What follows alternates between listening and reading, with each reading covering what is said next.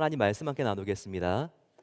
저희가 함께 믿음의 사람 다섯 번째 시간인데요. 욥에 대하여 함께 살펴보겠습니다. 욥기 1장 13절에서 22절까지의 말씀, 그리고 욥기 23장 10절 말씀 한 번 더 저희가 받도록 하겠습니다. 제가 먼저 받습니다.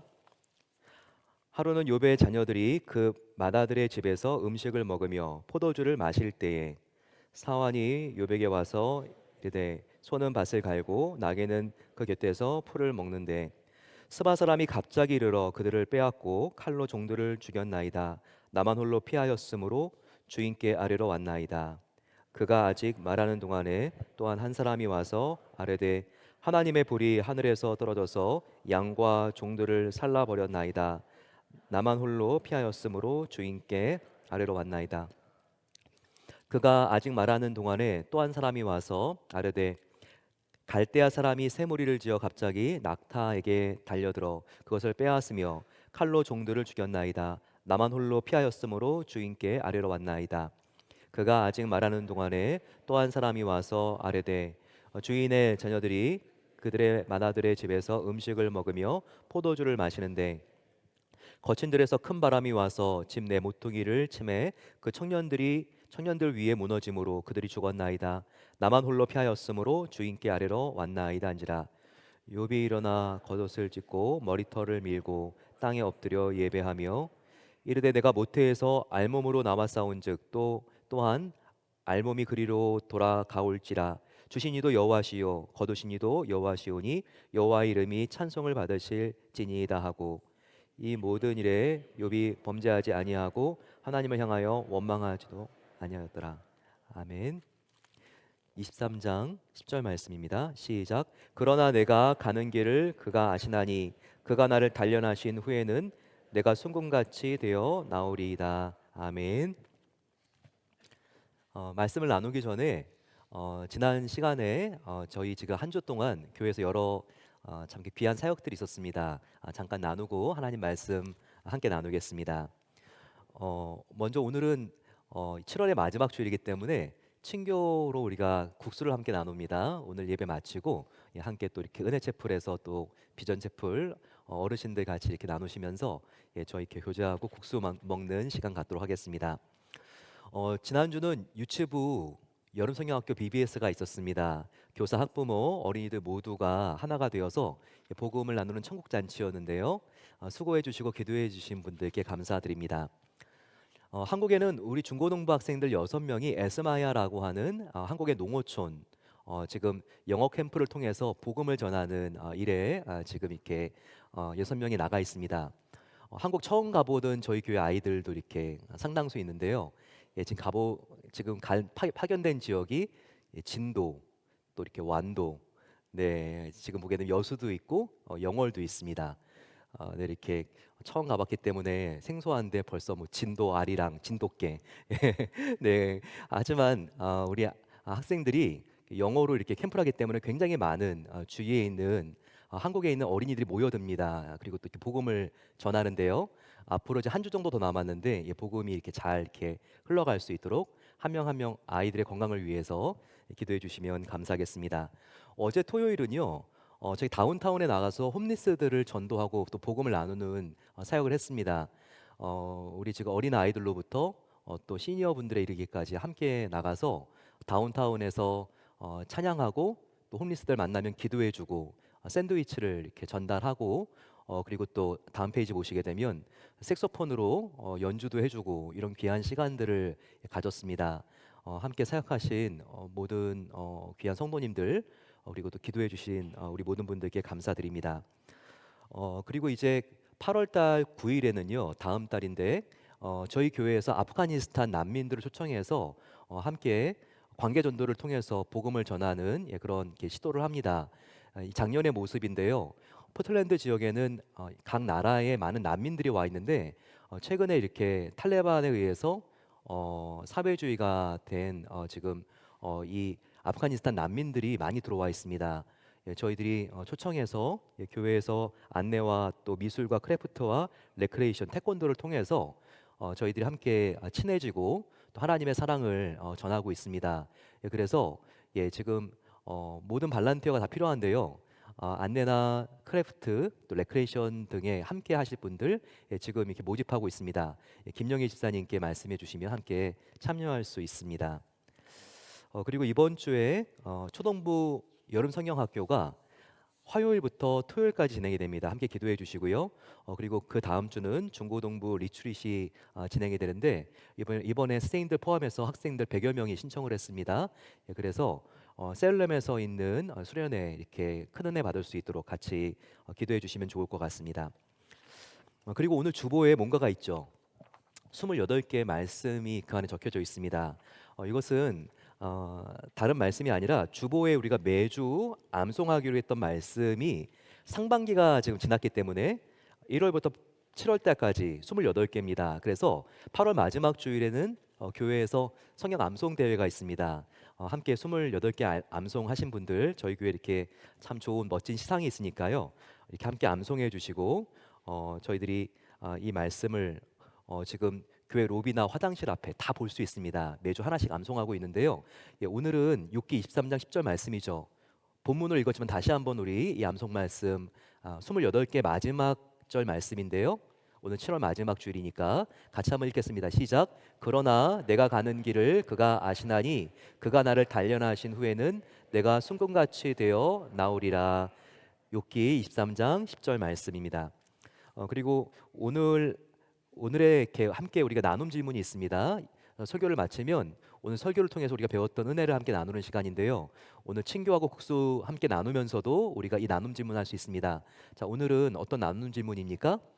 지금까지 겪은 삶의 경험들 중에서 지나고 나니 하나님께서 보석처럼 바꿔주신 고난이 있었습니까? 그것이 무엇이었고 이를 통해 감사하게 된 이유를 나누어 주세요. 저희들이 서로 이런 대화들을 하면서 식사할 때나 또 로비에서 교제할 때 같이 서로 간의 믿음의 대화를 할 수 있도록 하겠습니다. 오늘 같이 고난은 보석이다라는 제목을 하나님 말씀 나눕니다. 록키산을 올라가게 되면요 수목 한계선이라는 게 있습니다. 한라산을 가더라도 수목 한계선이 되면요 거기부터는 나무들이 좀 이상해지죠. 나무들이 좀 작아집니다. 거기는 고도가 올라가면서 기온도 뚝 떨어지고 또 강한 바람이 많이 불기 때문에 나무의 형태들이 일반적으로 작은 것이 특징입니다. 그래서 로키 산맥도 해발 고도 3,000m 이상이 되면요 굉장히 나무가 특별해지는데요 모양이 아주 독특합니다. 강한 바람의 저항 때문에 위로 자랄 수가 없습니다. 그래서 바람을 맞으면서 사람이 고개와 허리를 숙인 것처럼 그렇게 나무도 구부러집니다. 또 찬 공기를 맞으면서 굉장히 나무 재질이 단단해지고 견고해집니다. 그래서 이 나무는요, 결국은 사람이 겸손하게 무릎을 꿇고 기도하는 모습으로 바뀐다고 합니다. 그래서 별명이 무릎 꿇은 나무입니다. 바이올린 같은 악기를 만드는 거장들은요, 특별히 이 장인들이 로키 산맥에 무릎 꿇은 나무들을 가지고 명품 바이올린이나 많은 악기들을 만듭니다. 예, 그러면 이 악기는요, 가장 아름다운 공명을 내는 그런 명품 악기가 된다고 합니다. 우리 인생에도 거센 바람과 추위와 같은 고난이 찾아오지요. 어떤 고난은 너무나 이해가 안 되고 힘들어가지고 왜 하필이면 이런 고난이 나에게 오는지 이해가 정말 안 될 때가 있습니다. 하지만 견딜 수 없는 추위와 바람이 결국은 명품 바이올린을 만들어내는 것처럼 인생의 고통은요, 저와 여러분들을 하나님이 정말 기뻐하시는 성품으로 정말 보석 같은 성도들로 우리를 다듬습니다. 이런 의미에서 고난은 정말 보석이라고 말할 수 있습니다. 고난이 힘들고 어렵지만 고난이 보석이 맞습니다. 저희도 한번 이와 같은 믿음을 가지고 한번 저를 따라해 주시면 감사하겠습니다. 예, 고난이 보석입니다. 네, 옆에 있는 분들 바라보시면서 당신의 고난은 가장 값진 보석으로 변할 것입니다. 같이 한번 축복해 드리겠습니다. 당신의 고난은 가장 값진 보석으로 변할 것입니다. 네, 정말 아멘이죠. 그렇습니다. 세상을 살아가면서 고난에 면제된 사람은 아무도 없습니다. 고난 없이 살아볼래라고 하면요, 지구를 떠나거라 이렇게 해야 될 겁니다. 바다의 파도와 같이 계속 크고 작은 고난이 우리의 삶을 덮칩니다. 따라서 지혜로운 사람은요, 어떻게 해야지 고난 없이 살 수 있을까? 고난을 피하려고 하는 것이 아니라 고난이 왔을 때 내가 고난을 어떻게 바라봐야 되지? 내가 고난에 어떻게 대처해야 될까? 이 생각을 하는 사람이 지혜로운 사람이죠. 그런데요, 같은 고난이라도 어떻게 고난을 바라보느냐에 따라서 이 고난은 나의 성장의 디딤돌이 될 수도 있고 또 걸림돌이 될 수도 있습니다. 같은 고난이라도요, 믿음을 가지고 우리가 이 고난을 우리가 돌파하려고 했을 때는요, 이 고난은 나의 성장과 성숙에 꼭 필요한 디딤돌이 됩니다. 하지만 우리가 믿음 없이 이 고난을 생각하게 되면요, 원망과 불평이 몰아치면서 나의 성장과 성숙을 방해하는 걸림돌이 될 수가 있습니다. 과연 저와 여러분들에게 오는 이 고난은 저와 여러분들의 신앙의 성숙에 디딤돌이 되고 있습니까? 아니면 걸림돌이 되고 있습니까? 오늘 욥기서는요, 어떻게 하면 우리가 전자 쪽이 될 수 있는가 이것을 가르쳐 줍니다. 어떻게 하면 고난을 통해서 우리가 하나님과 더욱더 가까워지고 우리의 믿음과 신앙이 자랄 수 있는 디딤돌 삼을 수 있는가 이것을 오늘 욥기가 우리에게 알려주고 있습니다.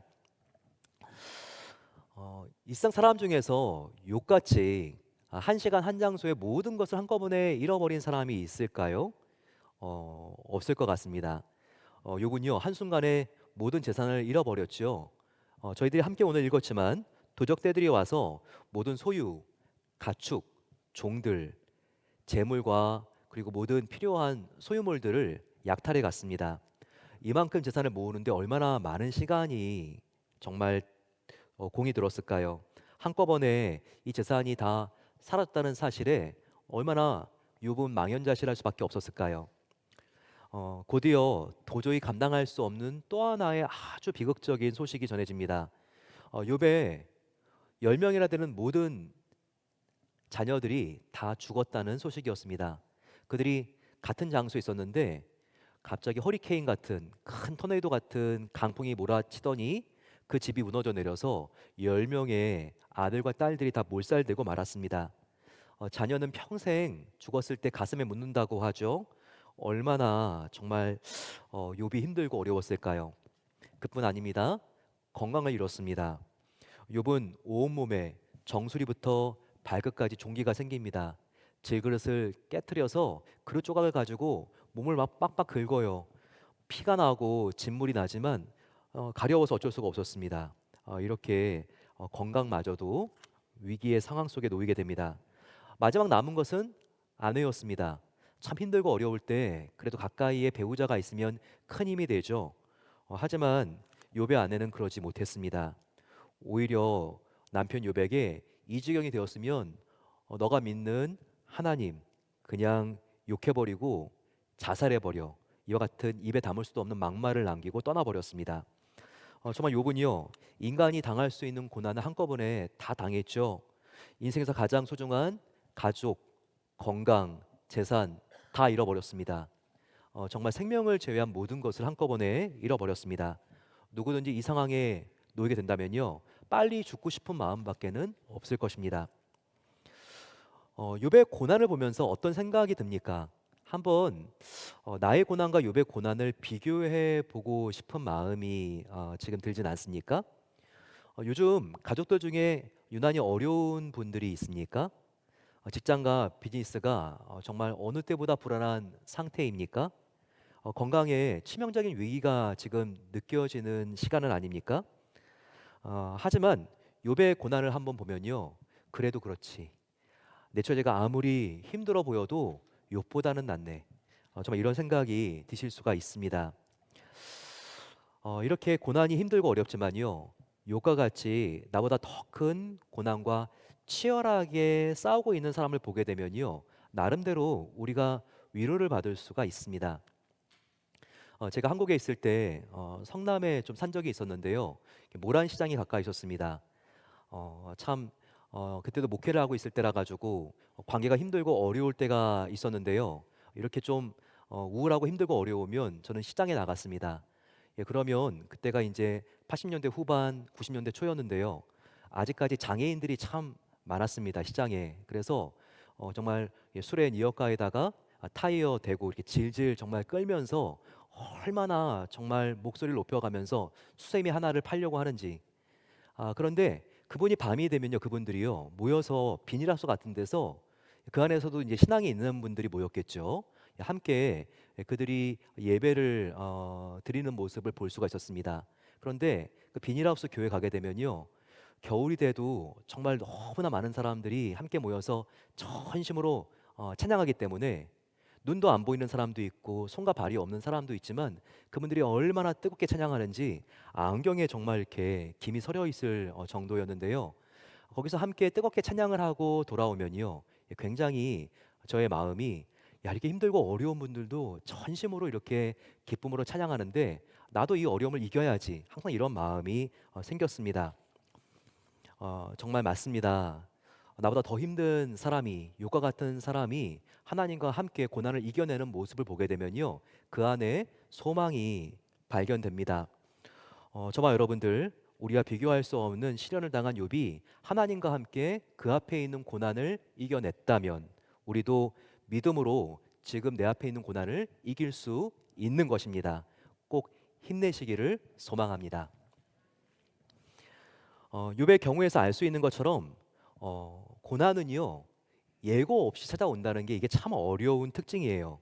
욥의 경우를 한번 보십시오. 어떻게 욥이 한순간에 도적대가 와서 자기의 재산을 다 약탈해 갈 것을 알았겠습니까? 어떻게 욥이요, 정말 한날 한 장소에 집이 무너지는 바람에 자기 아들, 딸 10명이 다 몰살될 것을 알았겠습니까? 이렇게 인생은요, 불확실하고 예측하기가 대단히 어려운 겁니다. 실제로 우리의 삶이 그렇지 않나요? 우리의 인생은요, 일기예보 없이 바다를 항해하는 배와 같아요. 잔잔하다가 언제 갑자기 풍파가 몰아칠지 모릅니다. 누가 갑자기 퇴근길에 교통사고가 날지 알았겠습니까? 누가 갑자기 아내가 지금 이혼을 통보할 만큼 마음이 상해 있을 줄 알았겠습니까? 누가 갑자기 내 몸에 어떻게 손을 쓸 수 없을 만큼 아주 심각한 암이 자라고 있다는 것을 알았겠습니까? 누가 내 이름이 이번 회사의 레이오프 명단 위에 올라가 있을지 누가 알았겠습니까? 요배 시대나 2025년 7월 27일 바로 오늘 주일이나 고난은 고난인 거예요. 고난은 결코 가볍거나 만만치 않습니다. 내 힘으로 어떻게든 예측할 수 있고 쉽게 해결할 수 있고 통제 가능한 문제가 결코 고난이 아닌 거예요.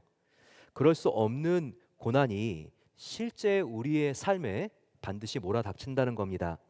그래서 현대인들도 욥이 겪는 것처럼 고난을 당하면요, 가슴이 철렁 내려앉습니다.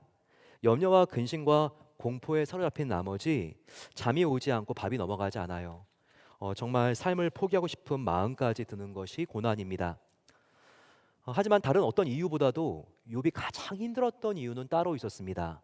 바로 그것은 왜 이런 고난이 하필이면 이때 나에게 왔는지, 고난의 이유에 대한 질문이었어요. 자신은 하나님 앞에서 도무지 잘못한 일을 찾을 수가 없었거든요.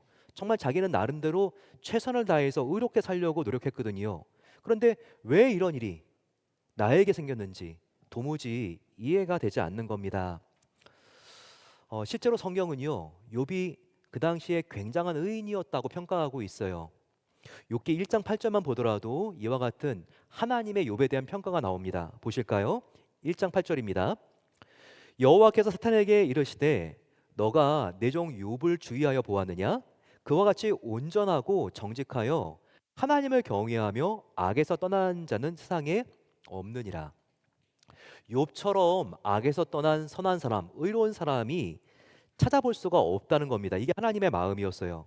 그래서 욥은 대단히 혼란스럽고 혼동스러웠던 거예요. 처음에 욥은요, 모든 고난은 인과응보, 모든 고난은 죄의 결과라고 그는 믿고 살았습니다. 하지만 자신은 죄를 짓지 않고 의롭게 살았는데도 고난이 지금 찾아와 버린 것이죠. 그래서 자기가 고난당하는 이유를 도무지 해석할 수가 없었던 겁니다. 하지만 사랑하는 성도 여러분, 어떤 고난은요, 우리가 죄를 짓지 않고 의롭게 살아도 하나님께서 저와 여러분들을 사랑하시기 때문에 더욱 성숙시키기 위해서 하나님의 마음도 아프시지만 허락하는 고난이 있다는 것을 알아야 합니다. 물론 우리가 겪는 고난 중에는요, 잘못했을 때 엄마가 아이를 위해서 회초리를 드는 것처럼 우리가 잘못했을 때 하나님께서 우리에게 주시는 징계성 고난도 있습니다. 하지만 어떤 종류의 고난이든, 즉 우리가 죄가 없는 상태에서 받는 비징계성 고난이든 죄의 결과로 받는 징계성 고난이든 하나님이 주시는 고난에는요, 그 안에 우리를 성장시키고 성숙시키려고 하는 하나님의 진실한 사랑이 그 고난 안에 담겨 있는 것을 알아야 합니다. 그래서 당하는 순간에는요, 너무나 힘들고 괴롭고 억울하고 눈물이 나와도 우리가 믿음을 가지고 이 고난을 통과해 보게 되면요, 반드시 이 안에 하나님의 사랑이 있었구나. 이 힘들고 어려운 고난이 지나고 나니까 나에게 큰 축복이었네. 이렇게 깨닫게 될 날이 온다는 겁니다. 성경 곳곳에는요, 이와 같이 고난이 결국은 축복이라고 하는 약속이요, 어두운 밤의 별과 같이 영롱하게 비치고 있습니다. 야고보서 1장 2절과 4절을 한번 보세요. 이런 말씀이 우리에게 지금 야고보 사도를 통해서 전달되죠. 내 형제들아, 너희가 여러 가지 시험을 당하거든 온전히 기쁘게 여기라. 이는 너희 믿음의 시련이 인내를 만들어내는 줄 너희가 알미라. 인내를 온전히 이루라. 이는 너희로 온전하고 구비하여 조금도 부족함이 없게 하려 함이라 라고 말하고 있습니다. 고난의 이유가 뭐라고요? 끝을 보세요. 4절, 너희가 조금도 부족함이 없게 하려 함이라.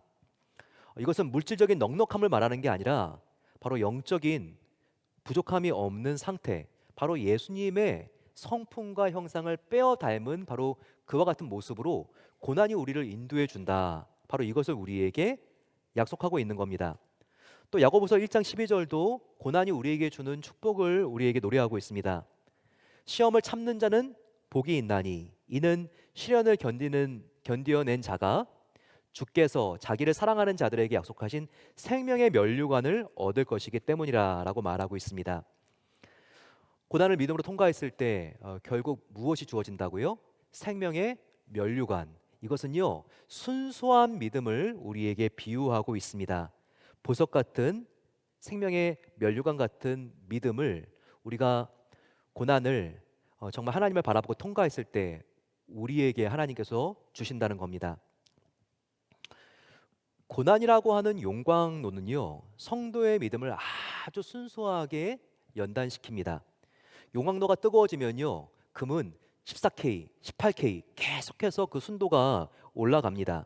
하나님께서도 고난을 통해서 우리의 의심이나 이 세상에서 우리가 하나님보다 더 의지하고 있고 더 사랑하고 있는 불순물을 고난을 통해서 하나님은 제거하기를 원하세요. 그래서 저와 여러분들이 고난을 믿음으로 통과함으로써 순도 100%의 믿음에 이룰 수 있도록 하나님은 계획하시고 우리를 업그레이드할 생각을 하신다는 거예요. 그래서 고난을 통해서 우리는 더욱더 이 세상과 멀어지며 하나님을 닮아가는 예수의 사람으로 변한다는 거예요. 고난을 통해서 우리가 더욱 하나님만 의지하고 하나님만 사랑하는 그런 성도로 변화될 수 있는 하나님의 꿈이 준비되어 있다는 겁니다. 그러니 우리는요, 고난이 왔을 때 왜 이렇게 힘들고 어려운 고난이 하필이면 이때 나에게 찾아왔느냐 원망하면 안 되죠. 분명히 성경은 고난의 이유를 모르는 것이 아니라 고난의 이유와 목적이 있는 것을 우리에게 알려주고 있지 않습니까? 바로 그 이유와 목적은 뭐죠? 이 고난을 통해서 하나님께서 예비하신 상상할 수도 없는 놀라운 계획이 있다는 바로 그것을 우리에게 알려주고 있는 것입니다. 바로 그것은 우리의 믿음이 더욱더 순수해지고 이 세상을 우리가 하나님보다 더 의지했다면 그것을 내려놓고 우리 안에 있는 불순물이 빠지고 더욱더 하나님만 사랑하는 사람으로 예수님의 형상으로 변화시키려고 하는 하나님의 계획이 이 고난 속에 있다는 거죠. 그래서 내가 이 고난을 통해서 조금 더 예수님을 닮은 사람이 되겠네, 이와 같은 믿음을 가지면요, 고난이 왔을 때 절망하는 것으로만 끝나지 않는다는 거예요. 앞으로 내가 이 고난이 나에게 줄 바로 영적인 축복을 바라보면서 그 축복을 미리 우리가 바라보게 되면서 절망하는 것이 아니라 오히려 소망을 품을 수 있다는 것을 우리에게 성경은 가르쳐 줍니다. 바로 이것을 로마서를 쓴 바울은 5장에서 이렇게 말하고 있죠. 3, 4절입니다. 같이 한번 읽어볼까요? 시작. 다만 이뿐 아니라 우리가 환난 중에도 즐거워하나니 이는 환난은 인내를, 인내는 연단을, 연단은 소망을 이루는 줄 알미라. 라고 지금 이렇게 바울이 역설하고 있지 않습니까? 바울은요, 정말 그의 사역 기간 약 30년 중에서 5년이 넘는 기간을 그는 정말 수감자로 감옥에서 생활했습니다. 주위에 있는 많은 사람이 그를 버리고 배신하고 떠나갔어요. 참 힘들고 어려웠지만 이런 고난이 왔을 때 그는 슬퍼만 한 것이 아니라 오히려 즐거워하나니, 이렇게 고난 속에서도 즐거워했다고 말합니다. 그 이유는요, 다른 이유가 아니에요. 고난과 환란이 힘들지만 이것이 결국 자기에게 무엇을 남기고 가는가, 이것을 그가 믿음의 눈을 떠서 바라보았기 때문입니다. 이 고난은 내가 더욱더 하나님을 온전히 사랑하는 자리로 인도하고 더욱더 깨끗하고 거룩한 소명으로 나를 인도한다, 이 믿음이 있었기 때문에 그는 고난 속에서 이 소망을 품고 즐거워했다고 그가 고백하고 있습니다. 욥도요, 이제는 이 고난이 자기에게 줄 결말에 놀라운 하나님의 축복의 약속이 있다는 것을 믿고요, 이렇게 고백합니다. 욥기 23장 10절을 보게 되면 욥기의 1, 2절에는요, 의인인 나에게 왜 이런 고난이 왔는지 잘 이해를 못하다가 그는 이렇게 더욱 성숙한 고백을 하게 됩니다. 그러나 내가 가는 길을 그가 아시나니 그가 나를 단련하신 후에는 내가 순금같이 되어 나오리라. 이렇게 고백하고 있습니다. 지금 도무지 이해할 수 없는 고난 속에 있는 분들이 혹 계십니까? 그 고난은 결코 무의미하지 않습니다. 결코 낭비로만 끝나지 않습니다. 하나님은 이 고난을 통해서 우리의 믿음을 정금보다 더 귀하게 변화시킬 계획을 반드시 갖고 계세요. 이 고난을 통해 장차 하나님이 약속하신 영광스러운 결과, 예수님의 성품을 더욱 닮아가게 하시고 우리에게 더욱더 하나님 기뻐하시는 순수한 믿음을 주시고자 하는 특별한 계획을 갖고 계시다는 것입니다. 지금 힘들고 어렵지만 이 고난을 참고 믿음으로 걸어갔을 때 장차 주실 바로 그 하나님의 아름답고 영광스러운 축복이 있는 것을 믿음의 눈을 떠서 바라보시고 승리하게 되시는 우리 모든 성도님들 되시기를 축원합니다. 또한 욥은요, 이 고난이 어디로부터 왔는지, 그리고 자기가 과연 어디로부터 이 세상에 와서 어디로 가는지, 바로 그와 같은 자기 인생의 출처를 분명히 알았기 때문에 그는 어려움 속에서도 감사할 수 있었다는 것을 우리는 볼 수 있어야 합니다. 욥은요, 자기가 모든 것을 잃어버렸기 때문에 자기가 이제까지 가지고 있었던 것이 어디로부터 왔는지를 그가 확신하고 하나님께 나아가 감사할 수 있었다는 거예요. 그가 이런 깨달음이 있었다는 것을 우리는 욥기 1장 22절의 고백을 통해서 알 수 있습니다. 자, 한번 보시기 바랍니다. 한번 읽어볼까요? 시작. 내가 모태에서 알몸으로 나와 싸운즉 또한 알몸이 그리로 돌아가올지라. 주신 이도 여호와시요 거두신 이도 여호와시오니 여호와의 이름이 찬송을 받으실지니이다 하고, 욥의 고백대로 정말 우리가 태어났을 때 옷 하나라도 입고 나오신 분들이 계십니까? 펜이 동전 하나라도 우리가 손에 쥐고 나오신 금수저가 있습니까? 우리 모두 다 빈손으로 나오지 않았습니까? 우리 아무도요, 정말 뭔가 가지고 나온 것이 없는, 우리는 다 빈털터리 인생으로 시작했던 사람들입니다. 그렇다면 건강이든 재산이든 직장이든 그 직장에서의 직책이든지 간에 모든 것이 아니라 하나님께서 맡겨주셨다는 인식이 분명히 있어야 합니다. 하나님께서 일정 기간만 나에게 맡겨주시고 회수해 가시려고 그렇게 대여해 주신 거예요. 그렇다면 모든 것이 하나님의 것이고 하나님이 나에게 빌려주신 것인데 없어졌을 때 하나님께서 나의 것을 빼앗아 갔다고 서운해하거나 원망할 수 있겠습니까? 욥은요, 모든 것이 하나님으로부터 왔기 때문에 정말 하나님이 다시 이것을 회수해야 한다 할지라도요 감사하는 믿음이 있었다는 거예요. 이런 성숙한 욥의 감사를 제로 감사라고 한다고 하지 않았습니까? 본래 우리는요 제로, 아무것도 없는 상태에서 시작한 사람들인 것을 우리는 되새겨야 합니다. 요즘 아무리 어렵고 잃어버린 게 많다 할지라도 최소한 우리가 이 땅에 처음 왔을 때보다는 제로 상태보다는 우리가 많이 갖고 있는 거 아닙니까? 오늘 저와 여러분들은 그만한 건강이 있지 않아요? 건강과 체력이 있기 때문에 오늘 이 시간 저희들이 예배 드리러 교회에 나올 수 있는 거 아니었어요? 근데 이게 여러분 당연한 겁니까? 당연한 게 아니에요. 병원에 한번 가보세요. 지금 병원에 얼마나 많은 사람들이 두 발로 걸어갈 수 있는 퇴원의 날을 고대하면서 지금 그분들이 침상에 누워 있습니까? 또 우리는요 오늘 예배를 마치면 돌아갈 집이 있습니다. 그리고 호흡할 맑은 공기, 그리고 정말 마실 물, 깨끗한 물이 있죠. 정말 특별히 오레곤 이 지역은요, 이게 정말 최상급 1등급 아닙니까? 화창한 햇살이 있습니다. 정말 왜 이렇게 화창한 햇살이 있는 오레곤을 지금 놔두고 한국에 여행 가신 분들 이해를 할 수 없습니다. 정말 오레곤 날씨는요, 이렇게 화창하면서도 습하지가 않아가지고 세계적으로 얼마나 좋습니까? 저와 여러분들의 일상은요, 정말 손꼽히는 우리는 휴양지에 살고 있는 거 아닙니까? 그렇죠. 네.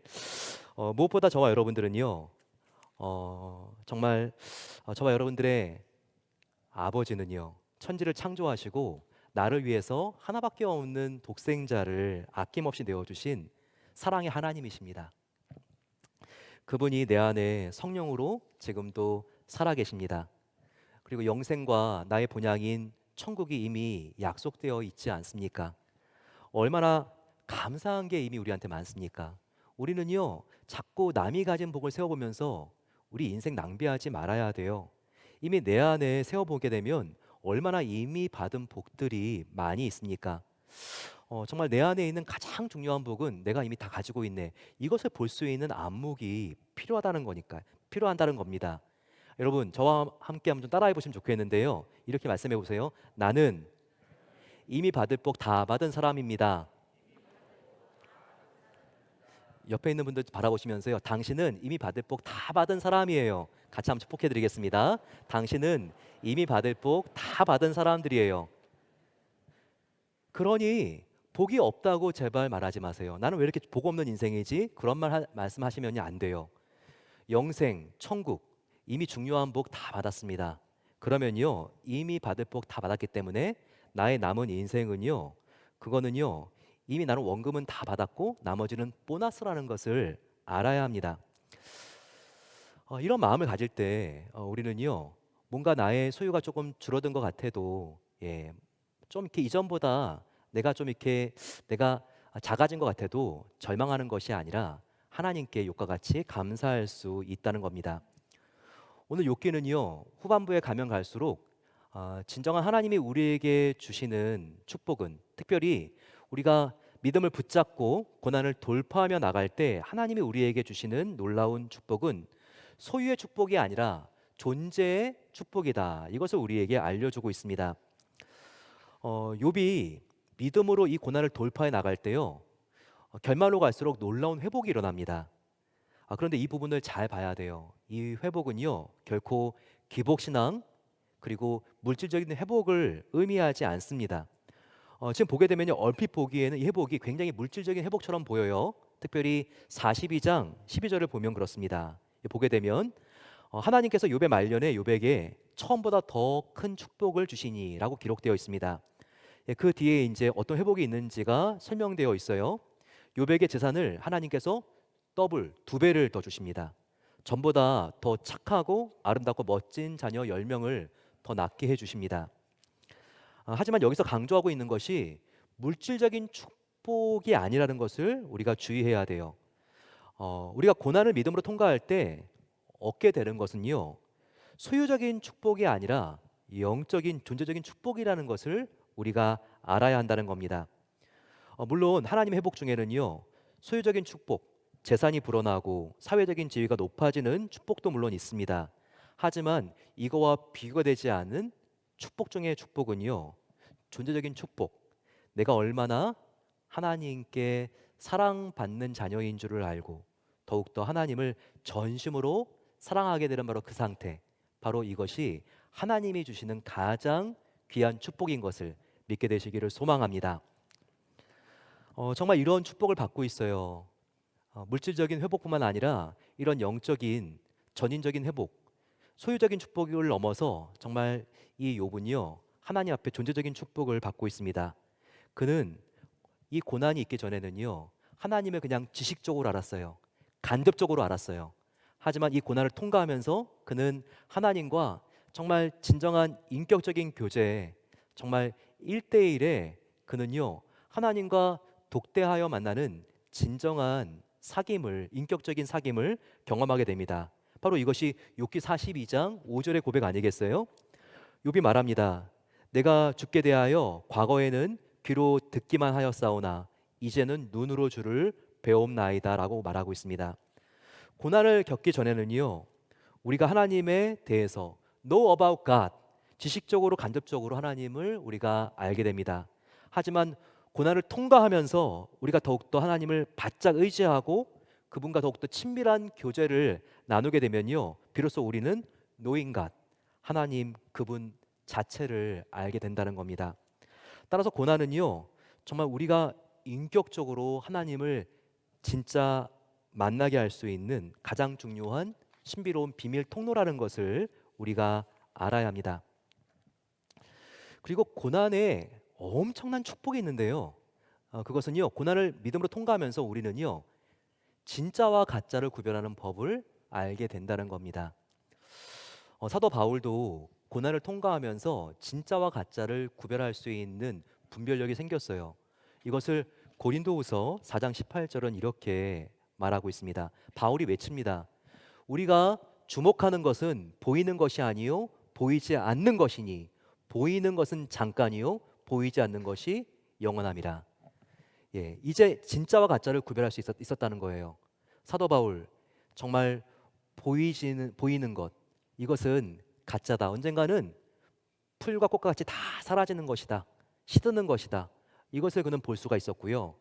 보이지 않는 것, 바로 하나님, 그분의 사랑, 하나님이 나에게 주신 소명, 이것은 보이지 않지만 영원한 하나님의 축복이라는 것을 그는 이제는 영적인 눈을 떠서 보게 되었다는 겁니다. 그래서 인생이 이렇게 지나가는 돈, 직함, 명예, 보이지만 지나가는 것들에 그가 쏟아붓는 것이 아니라 정말 그가 집중하는 것은 보이지 않지만 영원한 것, 진짜 바로 이와 같은 하나님 나라와 영생을 전하는 바로 그 일에 그가 자기의 인생을 몰두하고 집중했다는 것, 우리가 이와 같은 고백을 통해서 알 수 있습니다. 그럼 여러분, 고난을 통해서 우리가 진짜인 것을 알게 되는 이 보이지 않지만 영원한 것이 무엇일까요? 바로 그것은 하나님, 그분의 사랑입니다. 이것을 사도 바울은 분명히 말하지 않습니까? 고린도전서 14장 13절 말씀을 보세요. 그런즉 믿음, 소망, 사랑 이 세 가지는 항상 있을 것인데 그 중에 제일은 뭐라고요? 바울이 사랑이라고 고백합니다. 바로 저와 여러분들은요 이 고난을, 시련을 믿음으로 통과하면서 정말 나의 인생을 정말 사라지지 않는 것에 투자해야지. 바로 이것은 사랑이다. 하나님이 얼마나 큰 사랑으로 나를 붙잡고 계시는지 이것을 우리가 영적인 눈을 떠서 볼 수 있게 되고요.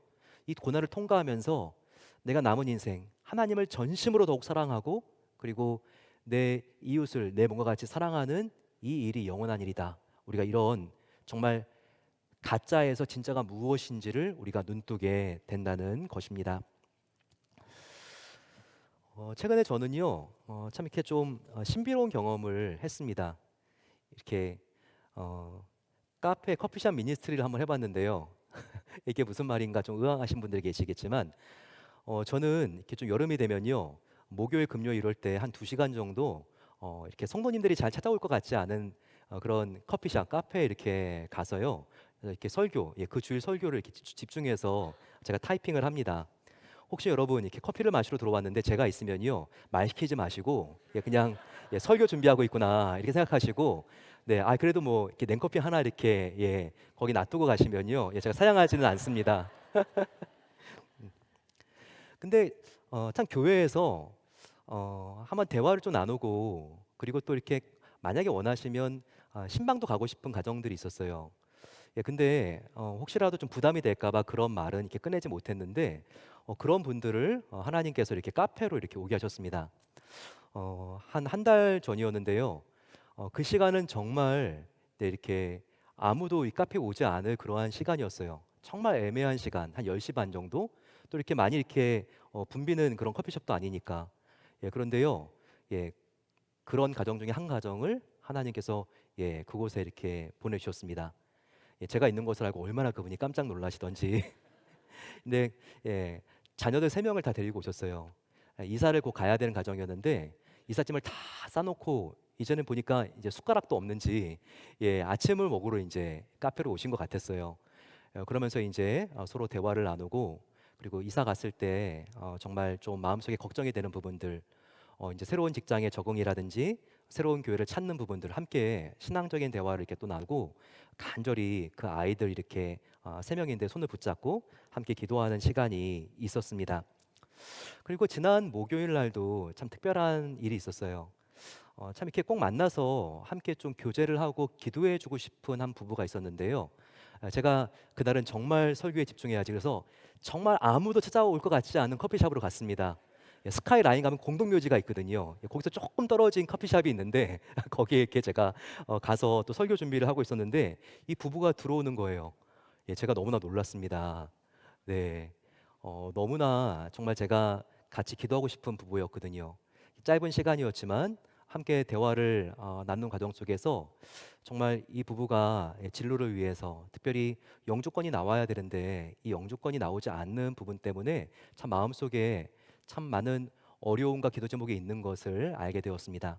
그래서 예, 간절히 예, 그 두 부부와 저와 함께 셋이서 커피숍에서 예, 손을 잡고 기도를 했어요.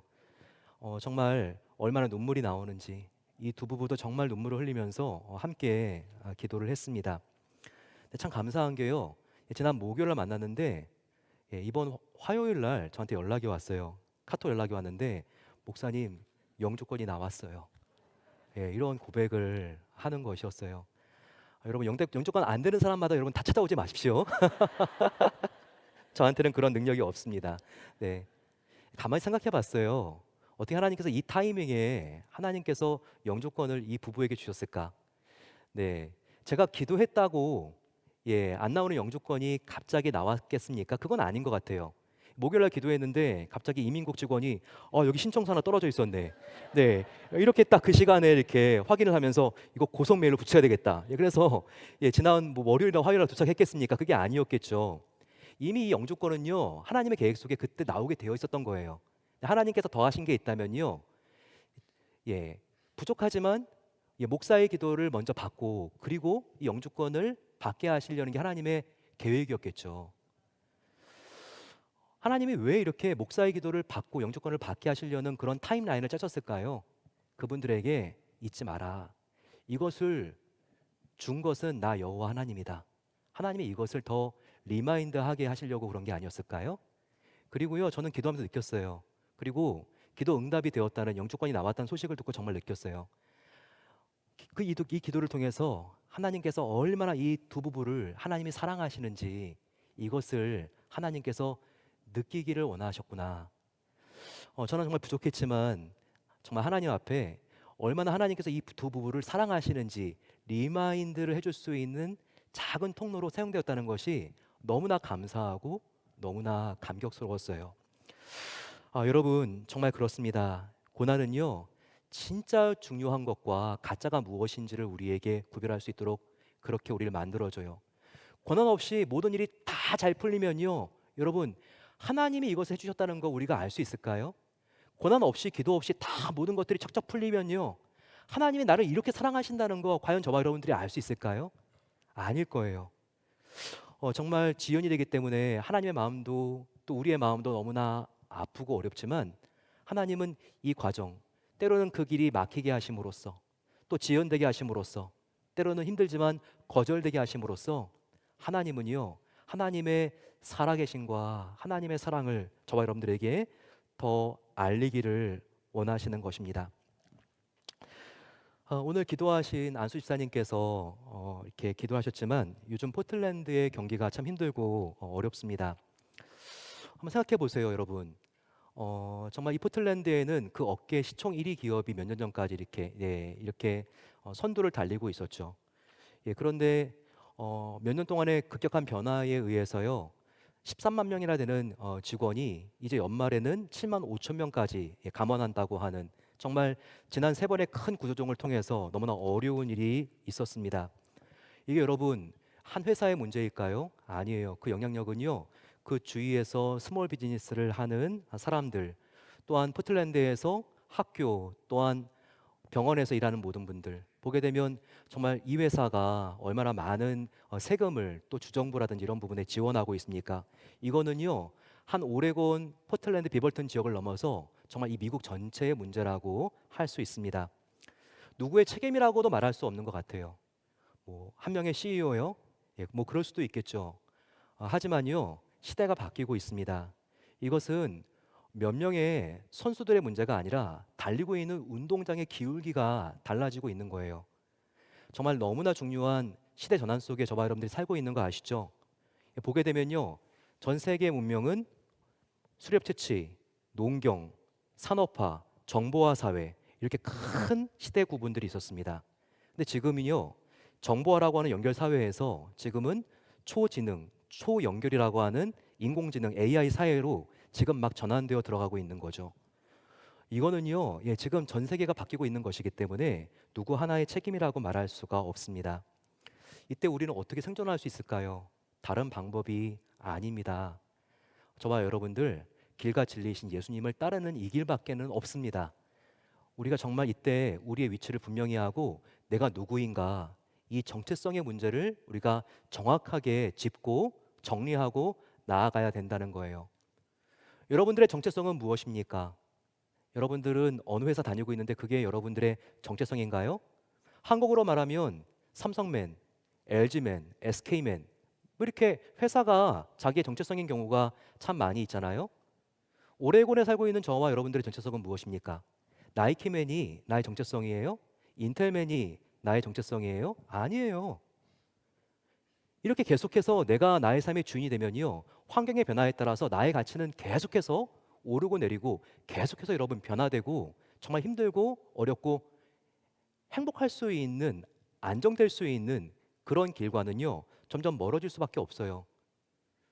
한번 가정해 봅시다. 나의 회사가 시총 그 분야에서 1위예요.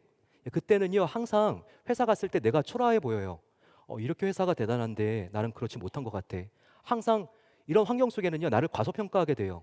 근데 이렇게 시총이 쭉 내려갔어요. 그런 상황 속에서는요 나를 과대평가하게 됩니다. 아니, 나같이 가치 있는 사람이 이렇게 무가치해지는 회사에 내가 있어야 돼? 내가 어디로 지금 회사 바꿔야 되는 거 아니야? 또 언제까지 그러겠어요? 여러분, 영원한 나라가 있습니까? 로마도, 그리고 언젠가 미국도 사라집니다, 여러분. 역사가 이것을 우리에게 보여주고 있지 않아요? 회사도 마찬가지예요. 그 과거 유명했던 회사들이 얼마나 다 지나갔습니까? 더 이상 이렇게 여러분 회사 이름을 나의 브랜드로 생각하고 나의 정체성으로 생각할 겁니까? 저와 여러분들의 정체성은 무엇입니까? 삼성맨? 인텔맨? 저와 여러분들은 예수의 사람입니다. 예수맨입니다. 이것을 더욱더 굳건하게 우리가 확인하고 내 마음속에 새기고 나갈 때만이요 이 환경에 흔들리지 않을 수 있어요. 여러분, 이렇게 정말 회사가 13만 명에서 이렇게 준다 그러면요 직원들 3명 중에서 1명은 사라지는 거예요. 회사 분위기가 어떻겠습니까? 참 힘들고 어렵고 서로가 경쟁적으로 느껴지고 참 힘들고 어렵지 않겠어요? 회사 가는 맛이요 정말 지옥에 가는 것보다 더 마음이 힘들다고 이렇게 말씀하시는 분들이 계세요. 근데 여러분, 우리가 예수맨이면요 달라 보입니다. 회사가요 지옥같이 느껴지는 게 아니라 이렇게 힘들고 어렵지만 나는 예수님만 따라갑니다. 그러면 이와 같은 위기는 나에게는 기회입니다. 하나님, 나의 회사를요 이제는 선교지로 바라볼 수 있도록 도와주시고 나를 사용해 주세요. 사람들이 다 주눅 들어 있고 서로 눈치 보고 있고 불안에 떨고 있는데 주님, 나는 주님의 손을 붙잡고 복음을 외칠 수 있는 자로 하나님께서 인도해 주세요. 이렇게 우리가 나아갔을 때, 우리는 주님의 길만을 따라갈 수 있을 때 하나님께서 우리의 길을 열어주시고 가장 행복하고 안전한 길로 우리를 인도해 주시는 것을 믿게 되시기를 축원합니다. 정말 이와 같은 우리의 정체성을 더욱더 분명하게 해야 돼요. 이게 사도 바울의 생존 방법이었어요. 여러분, 사도 바울은요, 예수님 만나기 전까지는 정말 그는 대단했어요. 율법의 박사 중에서 포닥이었죠. 근데 예수님 믿은 다음에 그는 이제 어떤 직업을 받습니까? 텐트 메이커. 그리고 감옥 안에 갇힌 죄수. 하지만 바울은요, 이전보다 훨씬 더 안정감을 느꼈고 훨씬 더 행복했어요. 오히려 훨씬 더 자유인으로서 그는요, 용기를 냈습니다. 대표적인 게 3차 선교 여행 바울이 배를 타고 로마로 향하는 모습을 보세요. 그 배에서 사도 바울은 정치범이었습니다. 죄수의 신분이었어요. 그런데 큰 풍랑을 만나고 그 배가 흔들리게 되죠. 마치 지금 흔들리고 있는 우리의 기업들 같습니다. 그렇게 되자 그 당시에 그렇게 자신감 있던 선장, 장군 다 어떻게 되죠? 주눅이 들어서 어떻게 해야 될지를 모릅니다. 그때 죄수의 신분으로 그 배에 탔던 바울이 어떻게 합니까? 그가 오히려요, 자유인이에요. 지금 오히려 공포와 두려움 속에서 노예가 되어 있는, 죄수가 되어 있는 선장과 장군에게 그가 오히려 선포하고 큰 소리를 치죠. 우리는 절대 여기서 망하지 않을 거라고, 하나님께서 우리의 배를 붙들어 주실 것이라고, 우리의 사명에 있는 한 하나님께서 이 배를 풍랑을 지나 로마까지, 목적지까지 안전하게 지켜주실 것이라고 그가 이렇게 선포하지 않습니까? 바로 바울은요, 환경에 흔들리지 않고 나는 예수의 사람이야, 예수님만을 따를 때 환경이 아니라 내가 길과 진리이신 예수님만을 따를 때 가장 안전할 수 있고 행복할 수 있어, 이것을 믿고 나아갔기 때문입니다. 주위에 있는 목사님들을 만나면요, 이 지역에 있는 목사님들 참 다 성도님들이 힘들고 어렵다고 그래요. 그러면서 한번 좀 서로 이렇게 마음을 터놓고 이야기해 본 게 있습니다. 여러 세대가 있는데 가장 포틀랜드에서 힘들고 어려운 세대, 그리고 굉장히 좀 그래도 살만한 세대가 나이대가 좀 언제인 것 같냐고 다 동의하시는 게 비슷해요. 그래도 행복지수가 가장 높은 것은요, 70대에서 80대 리타이어한 분들이 아닐까 다 이렇게 동의를 하십니다. 그분들도 걱정이 많죠. 건강 문제, 자녀들 사이의 어려움, 다 마음속에 힘들고 어렵죠. 그리고 가장 힘들고 어려운 세대는 어딘가? 3, 40대라고 그러시더라고요. 50대는 힘들지 않은 게 아니라 정말 3, 40대보다 이제 앞으로 기회는 더 없을 수 있으니까 물론 힘들고 어려울 수 있는데, 포틀랜드의 여러 가지 문화 환경으로 봤을 때 3, 40대 정말 만만치가 않은 것 같습니다. 아이가 생기고 아이를 키워야 되고 직장은 정말 불안하고, 저도 3, 40대를 지나왔지만 직장이 항상 불안하고, 그리고 아이들은 이렇게 어리고, 또 저희는 한 2번 정도 유산을 경험하니까 이게 너무나 힘들고 어렵더라고요. 요즘 정말 3, 40대 얼마나 어려우세요? 저희 교회가 앞으로 정말 지향해야 될 게 있다면요, 우리 교회는 그런 교회가 아니지만 교회 왔을 때 뭔가 이렇게 좀 판단하고 이런 게 아니라 어떻게든 서로를 끌어안아 줘야 돼요. 얼마나 사회에서 지금 불안하고 힘들고 지치고 어렵습니까? 교회만 오면 정말 얼마나 수고 많았어, 그래 괜찮아, 이 정도도 잘한 거야, 우리가 서로 격려하고 서로를 정말 지원하고 위로할 수 있는 그런 공동체를 만들어야 되지 않겠어요? 특별히 30대 40대가 이와 같은 위로가 많이 필요한 그와 같은 세대인 것 같아요. 그런데 여러분, 가만히 보면요, 3, 40대는 청년부는 더하겠지만 정말 불확실한 시대입니다. 이 미국의 역사를 보더라도 그렇고요, 이 미국인들도 그랬던 것 같아요. 저한테 정말 잊혀지지 않은 하나의 사진이 있는데요, 그 사진을 한번 제가 가지고 나와봤습니다. 윌슨빌, 이렇게 이 비벌튼에서 간다면 40분 정도 거리가 되는 그런 이렇게 도시인데요, 여기에는 미국에서 2번째로 큰 한국 전쟁 기념공원이 있습니다. 여기에 이렇게 6월달, 7월달이 되면요, 6.25와 가깝기 때문에 항상 한국 전쟁 기념 행사를 하죠. 그때 하나 정말 뒤에 보고 있다가 잊을 수가 없어서 이와 같은 스토리를 듣고 제가 이 분들을 보면서 내 마음속에 영원히 한번 간직해야지, 이런 마음을 가지고 찍었습니다. 윌슨빌 같은 시골 도시는요, 1950년대는 결혼을 다 일찍 해요. 보통 이제 고등학교 졸업하면 그 당시에 이제 백인들은요 결혼을 하죠. 그런데 그 당시에 이렇게 결혼할 여자들이 했던 여러 가지 좀 풍습 중에 하나가요. 퀼트를 이렇게 준비를 해가지고 담요 같은 걸 만들면서 이렇게 내가 결혼한 다음에 나의 남편을 덮어줘야지 이런 마음을 가지고 준비하는 관습이 있었습니다. 또한 이 퀼트는요. 정말 힘들고 어려운 여행을 마치고 고향으로 돌아온 사람에게 함께 이렇게 공동체가 입혀주는 그런 아주 기념적인 그런 상징성이 있는 그런 이렇게 어, 그런 이렇게 작품이기도 합니다. 그리고 굉장히 공동체성이 있어요. 여러 가지 집에 있는 천들을 다양하게 가지고 와서 이렇게 여인들이 한 사람이 아니라 함께 모여서 서로 이렇게 낮에 수고를 이렇게 잊으면서 함께 대화를 하고 만들어 나가는 그런 이렇게 옷이고 그런 천인 거죠. 이분들이 두 여자가 앞에 있는 두 분이 계시는데 빨간색과 초록색 지금 남색 옷을 입고 있는 분이 앞에 있는 분들과 고등학교를 졸업한 다음에 결혼할 생각을 하고요.